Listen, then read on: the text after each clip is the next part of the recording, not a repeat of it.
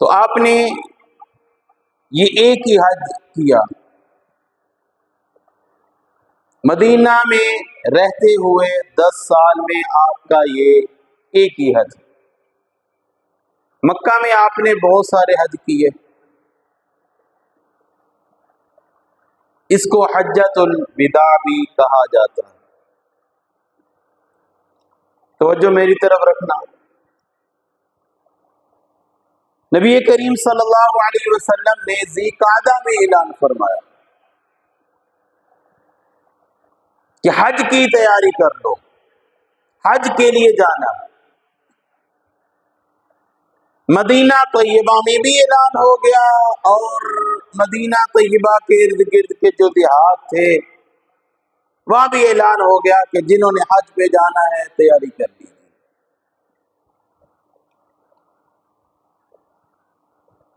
اب تیاری شروع ہو گئی، ذی القعدہ میں سفر بھی شروع ہو گیا۔ آپ کے ساتھ صحابہ کرام کی جو تعداد تھی وہ 1,00,000 سے زائد تھی، 1.25 لاکھ، بعض رات نے لکھا ہے کہ 1.5 لاکھ کے قریب صحابہ کرام حضور علیہ الصلوۃ والسلام کے ساتھ۔ مدینہ طیبہ سے آپ اپنی سواری پہ نکلے، مدینہ طیبہ کے شہر کے جو صحابہ تھے وہ بھی ساتھ نکلے، قافلہ ساتھ ملتا چلا گیا، دیہات کے لوگ ملتے چلے گئے، اس طرح یہ بہت بڑا قافلہ بن گیا۔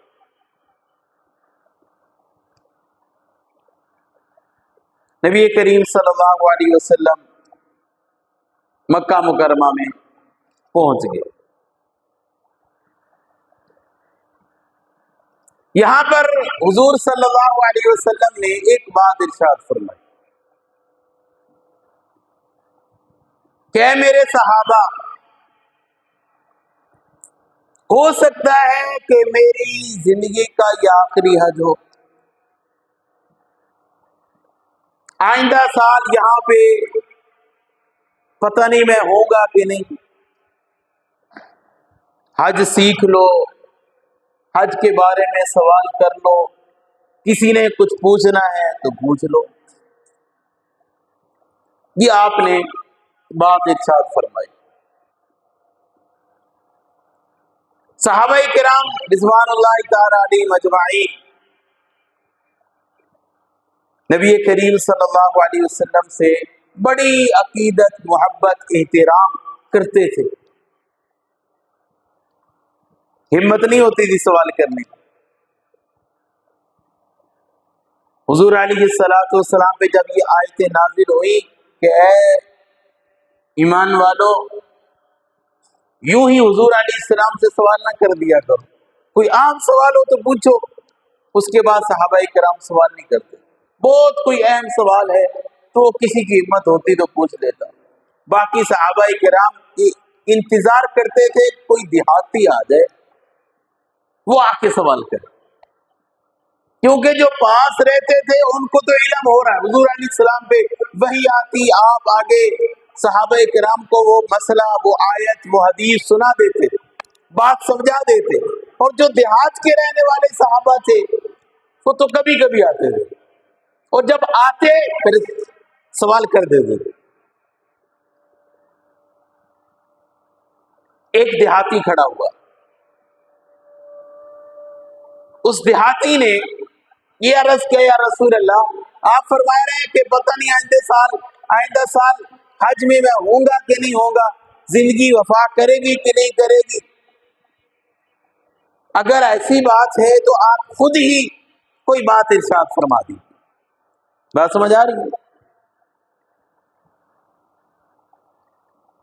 تو نبی کریم صلی اللہ علیہ وسلم نے 2 باتیں ارشاد فرمائی، ایک بات کا تعلق عبادات سے ہے اور دوسری بات کا تعلق معاملات سے ہے۔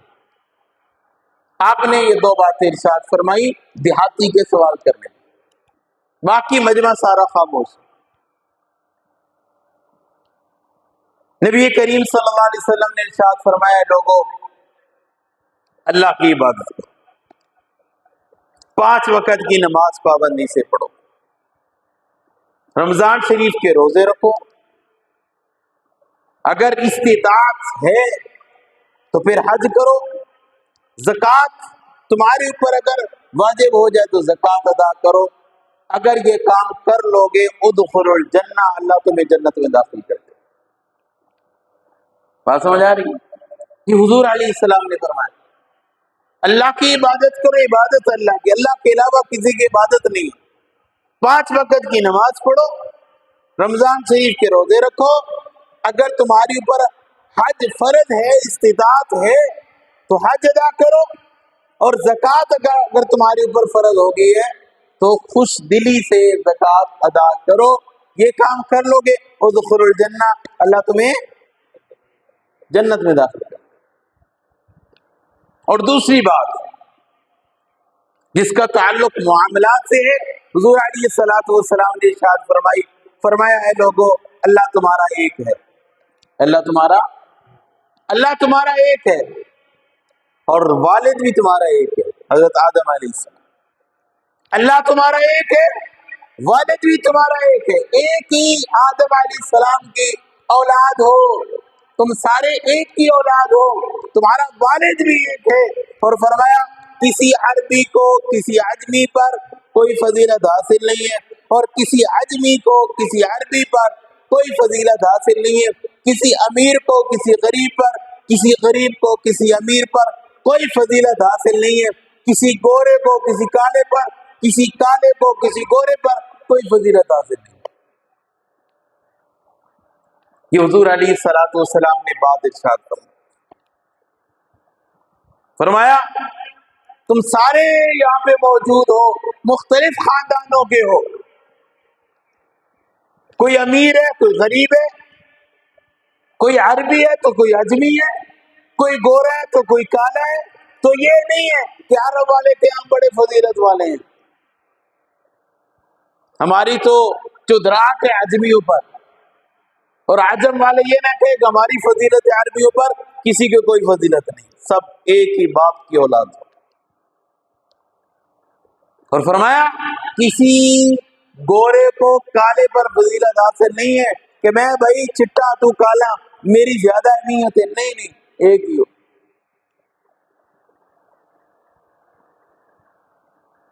یہ حضور علیہ السلام نے بڑی اہم بات ارشاد فرمائی، جس کا تعلق معاملات سے ہے، اور جس کی بنیاد پر آج بھی جھگڑے ہوتے ہیں۔ میں جی سید ہوں، تو کون ہے؟ میں لڑائی کے ٹائم کیا کہتا میں غلطی ہوں نا، تو کون چولہا جھنڈا؟ یعنی اب بھی یہ بات موجود ہے جاہلیت والی کہ میری فضیلت تیرے سے زیادہ ہے، میں جی فلاں ذمہ دار کا بیٹا ہوں، فلاں ہوں، فرمایا کوئی بھی نہیں، سب برابر ہو، امت کے حساب سے سب کیا ہے؟ برابر ہے، کسی کی کوئی فضیلت نہیں۔ ہاں آگے نبی کریم صلی اللہ علیہ وسلم نے فرمایا کسی عربی کو کسی عجمی پر کوئی فضیلت نہیں، کسی کالے کو کسی گورے کو کسی کالے پر کوئی فضیلت نہیں، ہاں اس بندے کی فضیلت ہے جو تقوی والا ہے، جو تقوی والا ہے، جس کے دل میں اللہ کا ڈر ہے، جو تقوی والی زندگی گزارتا ہے، چاہے وہ عجمی ہے عربی ہے، چاہے وہ کالا ہے یا گورا ہے، جس کے زندگی میں تقوی ہے اس کی اللہ کے ہاں فضیلت اور عزت ہے، وہ جو بھی ہو، سید ہو یا ذات کا مصلی کیوں نہ ہو، اس کے اندر تقوی ہے، اور اس کے اندر جو ہے وہ اللہ کے اعمال والی زندگی ہے، اللہ کے دین والی زندگی ہے، وہ فضیلت والا ہے، باقی کسی کی کوئی فضیلت نہیں۔ یہ حضور علیہ السلام نے معاملات پر بات ارشاد فرمائی، جس طرح حضرت بلال رضی اللہ تعالیٰ عنہ غلام در غلام بکتے بکاتے آئے، غلام ہے، رنگ بھی کالا ہے لیکن دل میں تقوی ہے، دل میں تقوی ہے۔ آج بہت سارے لوگ کہہ دیتے ہیں یہ جی سید ہے، کم چوڑے والے نہ سید، اس کی کوئی فضیلت نہیں، کام سیدوں والے کرے نا، سید ہے تو کام بھی سیدوں والے ہونے چاہیے، کام تو چوڑے والے کر رہا ہے، کام بدماشیوں والے کر رہا ہے، کام اس کے سارے غلط ہیں، زنا کر رہا ہے، سود کھا رہا ہے، ڈکیتیاں کر رہا ہے، لوگوں کے اوپر ظلم زیادتی کر رہا ہے، پھر کیا نسب استعمال کرتا ہے کہ میں سید آدمی، میری عزت کرو. کوئی عزت نہیں ہے تیری. ہم ظاہر کو دیکھتے ہیں. اللہ تعالیٰ نے فرمایا عزت اندر والے کی ہے، اندر والے. ہم ظاہر والے کی عزت کرتے ہیں، جس کا ظاہر بڑا اچھا ہو جی، چودھری ٹائپ کا ہو، مال چنگا ہو گیا جی، مال عہدہ بہت اعلیٰ ہو، ڈگری بڑی اعلیٰ ہو، پھر اس کی عزت ہے. نہیں نہیں، ہم ظاہر کو دیکھتے ہیں. اللہ ہمارے اندر کی بات ہے، اندر کی. دل میں تقویٰ ہونا چاہیے، تقوی والی زندگی ہونی چاہیے، اس کی اللہ کیا عزت ہے. ہم ظاہر کو دیکھ کے کہتے ہیں یہ وزیر اعظم صاحب ہیں، یہ مشیر صاحب ہیں، یہ چودھری صاحب ہیں، یہ وڈیرے صاحب ہیں، اس کے پاس مال بڑا ہے، کوٹھی بڑی ہے، ڈگری بڑی ہے، گاڑی بڑی ہے، اس کی بڑی عزت. نہیں نہیں نہیں، اللہ کے یہاں اس کی کوئی عزت ہے. عزت اس کی ہے جس کے اندر تقوی ہے، چاہے اس کے پاس کچھ نہیں ہے، مال نہیں ہے، دولت نہیں ہے، ڈگری نہیں ہے، گاڑی نہیں ہے، کچھ بھی نہیں ہے، ذات کا مسلی کیوں نہ ہو، لیکن تقوی والی زندگی ہے تو اللہ کے ہاں وہ عزت والا. ابو جہل حسب و نسب سے بڑا ہے، حضور علیہ السلام کا چاچا، شکل میں بڑا خوبصورت، خاندان اعلیٰ، آزاد، لیکن دل میں تقویٰ نہیں ہے. اور ایک حضرت بلال رضی اللہ تعالیٰ عنہ، دل میں تقویٰ ہے، حسب و نسب کچھ نہیں ہے، غلام در غلام بکتے بکاتے آئے، تو اعلیٰ کون ہے؟ بولو بولو بولو. حضرت بلال رضی اللہ تعالیٰ عنہ، ان کی اللہ کیا عزت، حضور علیہ السلام کیا ان کی عزت چاچے کی نہیں، کیونکہ اس کے دل میں تقویٰ ہے، اس کے دل میں تقویٰ نہیں ہے، اس کے دل میں کلمہ ہے، اس کے دل میں کلمہ نہیں ہے، وہ مسلمان ہے، یہ غیر مسلم ہے. تو اللہ کے ہاں، اللہ کے رسول کے ہاں، اہل ایمان کے ہاں اس کی عزت ہے، کیونکہ حضرت بلال ایمان والے ہیں، تقوی والی زندگی ہے. تو اصل کیا فرمایا، جو تقوی والا ہے اس کی عزت ہے. باقی کسی عربی کو، کسی آدمی پر، کسی گورے کو، کسی کالے پر، کسی مالدار کو، کسی غریب پر کوئی فضیلت نہیں. اور تیسری بات، نبی کریم صلی اللہ علیہ وسلم پر یہ آیت نازل ہوئی، الیوم اکملت لکم دینکم واتممت علیکم نعمتی ورضیت لکم الاسلام دینا. یہ آخری حج ہے، یہ آخری حج ہے اور آخری زندگی کے ایام بھی ہیں حضور علیہ السلام. اس کے بعد تو ربیع الاول میں آپ کا انتقال بھی ہو جاتا ہے. یہ آیت نازل، الیوم اکملت لکم دینکم. حضور علیہ السلام نے یہ آیت پڑھ کے سنائی، اے لوگوں، آج جتنا میری زندگی تھی 63 سال، اور قرآن اترتا رہا، دین اترتا رہا، میں تمہیں بتاتا رہا، پڑھاتا رہا. الیوم اکملت لکم دینکم، آج تمہارے لیے اللہ نے دین کامل اور مکمل کر دیا. دین کامل ہو گیا، مکمل دین ہے. اب یہی دین میں تمہارے حوالے کر رہا ہوں. اس کے اندر نہ کوئی چیز نکل سکتی ہے، نہ کوئی بولو داخل ہو سکتی ہے. مکمل ہو گیا، دین کامل ہو گیا، مکمل ہو گیا. الیوم اکملت، اکملت، اللہ نے اکملت کہا کہ مکمل اور کامل. دینکم، دین مکمل اور کامل ہو گیا. واتممت علیکم نعمتی، اللہ نے یہ دین والی نعمت تمہارے اوپر مکمل کرتی ہے. ورضیت لکم الاسلام دینا، اور اللہ نے تمہارے لیے دین اسلام کو پسند کر لیا ہے. یہ آیت نازل ہوئی، اور حضور علیہ السلام نے جب یہ آیت پڑھ کے سنائی نا کہ دین مکمل ہو گیا. بعض روایتوں میں حضرت ابوبکر صدیق رضی اللہ تعالیٰ عنہ ایک کونے میں بیٹھ کے رونا شروع ہو گیا. مزاج شناس تھے حضرت ابوبکر صدیق حضور علیہ السلام، اور باقی صحابہ کرام خوشی منا رہے ہیں، آج دین مکمل ہو گیا جی. جس دین کے لیے مارے کھائی، قربانیاں دی، بچے یتیم کروائے، جنگیں لڑی، آج وہ دین کیا ہو گیا، مکمل ہو گیا. خوشی کا دن ہے، دین ہمارے لیے مکمل ہو گیا. نمازیں آ گئی، روزے آ گئے، حج آ گیا، زکوٰۃ کے مسائل، فرائض، واجبات آ گئے، دین مکمل ہو گیا، قرآن مکمل ہو گیا. صحابہ کرام خوشی منا رہے ہیں، حضرت ابوبکر صدیق رو رہے ہیں.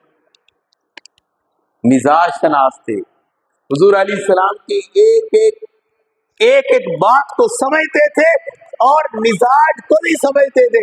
دین مکمل ہو گیا، حضرت ابوبکر صدیق رو رہے ہیں. صحابہ کرام نے پوچھا ابوبکر تو کیوں رو رہا ہے؟ آج تو بڑی خوشی کا دن ہے، خوشی کا دن ہے کہ دین مکمل ہو گیا. حضرت ابوبکر صدیق فرمانے لگے اور میرے یارو دین مکمل ہو گیا. جب دین مکمل ہو جاتا ہے تو پھر نبی دنیا میں نہیں رہتا.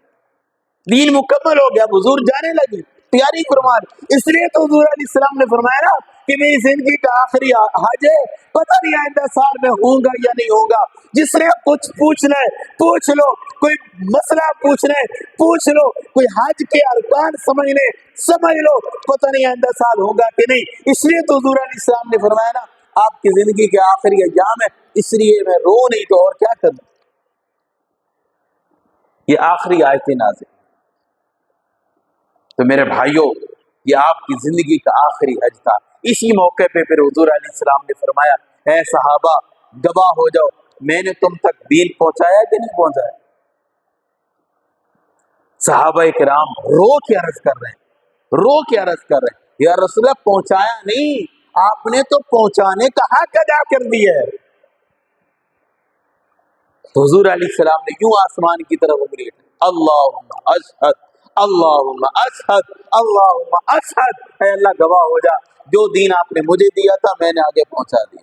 بلغوا عنی ولو آیا، فرمایا یہ دین تم تک میں نے پہنچا دیا ہے، آگے پہنچانا تمہارا کام ہے. بلغوا عنی ولو آیا، اگر تمہارے پاس ایک آیت بھی ہے تو اس کو بھی آگے پہنچا. تو یہ حضور علیہ السلام کے زندگی کا آخری حج تھا. تو اس حج میں حضور علیہ السلام نے یہ اہم باتیں ہمیں سمجھائی. اور ایک بات حضور علیہ السلام نے جو آخر میں سمجھائی صحابہ کرام کو یہ تھی، آپ نے فرمایا اے میرے یارو زمانے جاہلیت کی جتنی رسمیں تھیں میں نے ساری اپنے پاؤں کے نیچے رون دی. زمانے جاہلیت کی جتنی رسمیں تھیں میں نے ساری اپنے پاؤں کے نیچے رکھ کے رون دی ہیں، ختم کر دی ہیں. آگے یہ رسمیں شروع مت کرنا. وہ رسمیں کیا تھی؟ بچیوں کو زندہ درگور کر دینا، اپنی بہنوں کی ماں کی قدر نہ کرنا، جھوٹ بولنا، سود کھانا، رشوت لینا، لوگوں پہ نہ حق ظلم کرنا. یہ ساری رسمیں تھی جو جھوٹ زمانہ جاہلیت کی تھی. اور حضور علیہ السلام نے فرمایا یہ ساری میں نے پاؤں کے نیچے رکھ کے رون دیے اور آگے یہ رسمیں شروع مت ہونے دینا. یہ ہو گئی شروع کہ نہیں ہوئی؟ مجھے بتاؤ. شروع ہو گئی ہے نا؟ جھوٹ بولا جا رہا ہے کہ نہیں بولا جا رہا؟ جھوٹ عام ہے. جب تک لوگ جھوٹ نہیں بولتے کہتے ہیں ساڈا سامان ہی نہیں بکتا. کوئی ریڑھی والا ہے وہ بھی جھوٹ بول رہا ہے، کوئی ٹھیری لگانے والا ہے وہ بھی جھوٹ بول رہا ہے، دکان والا قسمیں اٹھا کے جھوٹ بول رہا ہے. بازار جھوٹ سے گرم ہے، وکیل جھوٹ بولتے، جج جھوٹ بولتے، گواہی جھوٹی پیش کی جا رہی ہے، ہر جگہ جھوٹ ہے. رشوت عام ہے. حضور علیہ الصلوۃ والسلام نے اسی موقع پہ فرمایا تھا کہ سود کا خاتمہ میں نے کر دیا، آج کے بعد کوئی سود نہ لے، سودی کاروبار نہ کرے. فرمایا میرے چاچا عباس سود کا کاروبار کرتے تھے، اعلان فرمایا کہ میرے چاچا کا جس نے سود دینا ہے میں نے معاف کر دیا، کوئی سود وصول نہیں کیا جائے گا. ہاں جو اصل مال ہے وہ لینے کی اجازت ہے، میں اپنے چاچا کا اصل مال بھی معاف کر رہا ہوں، کوئی بندہ اصل مال بھی واپس نہ کرے. سود حرام ہو گیا.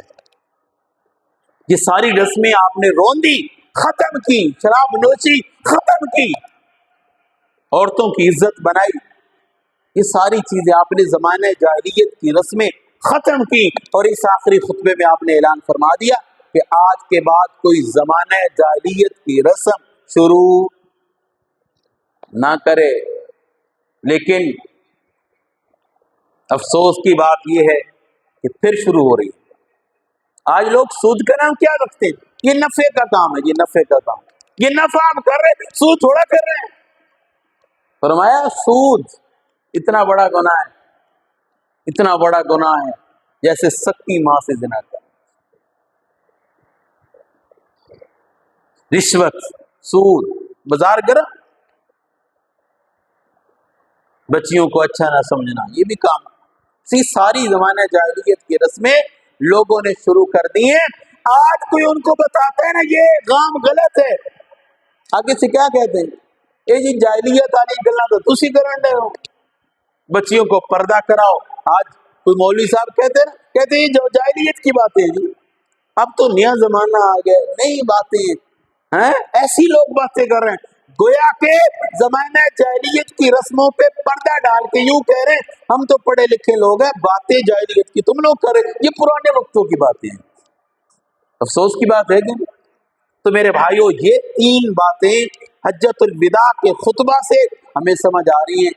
ایک یہ کہ عبادت اللہ کی کرنی ہے، 5 وقت کی نماز، رمضان کے روزے، حج اللہ نے فرض کیا ہے تو وہ ادا کریں، یہ حضور علیہ السلام نے عبادات کے متعلق فرمایا۔ اور دوسری بات معاملات کے متعلق، کسی عربی کو کسی اجمی پر، کسی گورے کو کسی کالے پر کوئی فضیلت حاصل نہیں ہے، فضیلت تقوی والے کی ہے۔ اور تیسری بات یہ ارشاد فرمائی کہ میں نے زمانہ جاہلیت کی رسموں کو رول دیا پاؤں کے نیچے، اے صحابہ یہ شروع مت ہونے دینا، شروع ہوگی پھر زمانے میں بگاڑ پیدا ہوگا، آج بگاڑ اسی وجہ سے پیدا ہو رہا ہے۔ اللہ تعالیٰ ہم سب کو عمل